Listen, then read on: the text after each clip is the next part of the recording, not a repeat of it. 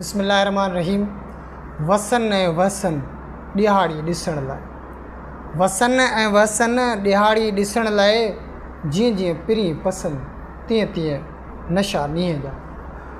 अस्सलाम वालेकुम Nadreen, programme पढ़ंदी सिंध त वधंदी सिंध साइड हाज़िर आऊं जो पंहिंजो मेज़बान राहिब अली चांडियो।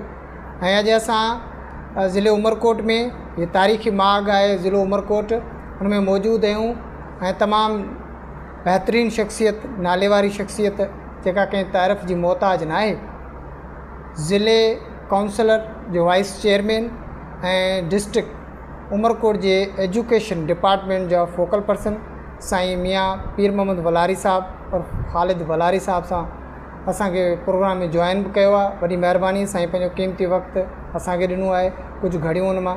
साईं अस्सलाम वालेकुम। वालेकुम। साईं ख़ुशि आहियो? तबियत सही आहे? सब खैर, तव्हां ख़ुशि आहियो? कीअं पई साईं ज़िंदगी गुज़रे? बस अल्लाह जो शुक्र आहे, महिरबानी। माशाल्लाह। साईं तव्हां पंहिंजी ज़िंदगी जो सफ़र कहिड़े शोबे खां शुरू कयो? अल्हम्दुलिल्लाह हिन वक़्तु तव्हां ज़िले जा काउंसिल जेको डिस्ट्रिक्ट काउंसिल जा वाइस चेयरमैन बि आहियो ऐं एजुकेशन जा फोकल पर्सन आहियो, त सभ खां पहिरीं तव्हांजी शुरूआति कहिड़े शोबे खां रही? हा, हूअं त जॾहिं तइलीम जे तइलीमी ज़माने में जॾहिं अञा तइलीम जारी हुई, उन ज़माने खां वठी सोशल एक्टिविटीज़ जो शौक़ु हो। उन में असां ओल्ड बॉयज़ वेलफेयर एसोसिएशन ढोरनारो वॾी पुराणी तंज़ीम आहे जेका 1978 में वजूद में आई हुई। उन खे मूं 82 में जॉइन कयो मैट्रिक पास करण खां पोइ।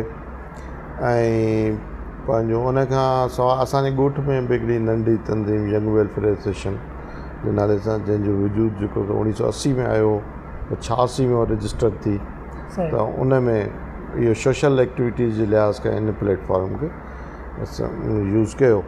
उतां खां सोशल सरगर्मियुनि खे जारी रखियो। उन खां पोइ 1990 में मूं Mehran university of engineering and technology में ग्रेजुएशन कई ऐं मूंखे जल्दी जेका आहे सो जॉब मिली वई सिंध सिमाल इंडस्ट्री में।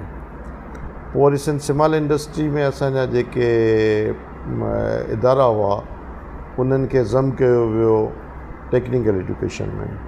उन खां पोइ इहो असां सिंध टेक्निकल एजुकेशन में कमु कयो। उन में मां polytechnic institute Sanghar, polytechnic institute Mirpur ऐं मोनोटेक्निक इंस्टीट्यूट उमरकोट में जेका सर्विसिस ॾिनियूं, सरंजाम ॾिनियूं। ऐं 2016 में वॉलेंट्री जेको आहे सो प्री मैच्योर रिटायरमेंट वरिती।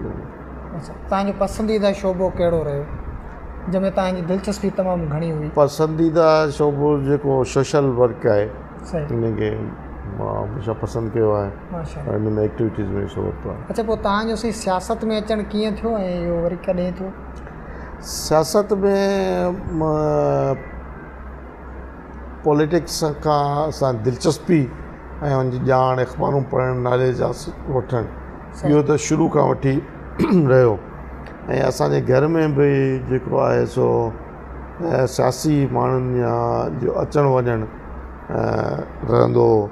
ख़ुशूसी तौर ते जेके कामरेड लॾे जा माण्हू हुआ, मतिलबु त कामरेड रोचीराम, कामरेड मीर मोहम्मद टालपुर, टंडे जाम वारो, कासिम पत्थर ऐं वलीराम वल्लभ, इन्हनि जी मुंहिंजे वालिद साहब सां घणी नियाज़बंदी हुई हुनजो अचणु वञणो।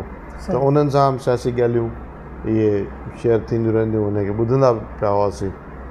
ऐं मूंखे शुरू खां वठी मतिलबु पीपल्स पार्टी सां दिलचस्पी रही। एज़ ए पार्टी हमेशह असां पीपल्स पार्टी में रहिया आहियूं। ऐं उन किथे शख़्सी तौर ते जेको आहे सो किथे पार्टी खे छॾे करे कंहिं पर्सनल तइलुकात में साईं मुज़फ़र शाह जी मदद कई आहे, पर तइलुक़ जे पार्टी जे लिहाज़ खां हमेशह पीपल्स पार्टी खे तरजीह।